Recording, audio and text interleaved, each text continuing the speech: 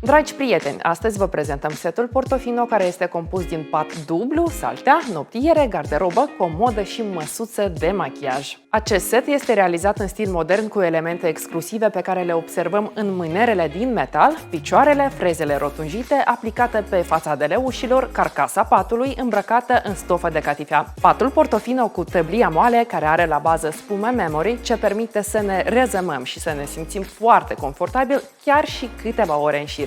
Culorile țesăturii le puteți alege dintr-o gamă largă. Lateralele patului sunt îmbrăcate în huse detașabile, care pot fi ușor spălate la necesitate.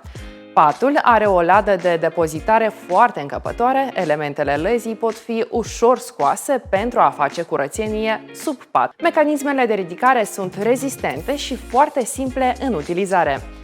Salteaua MyForm este pe arcuri individuale pocket acoperite cu un strat de spumă memory ce preia forma corpului, relaxează mușchii și îmbunătățește circulația sanguină în timpul somnului.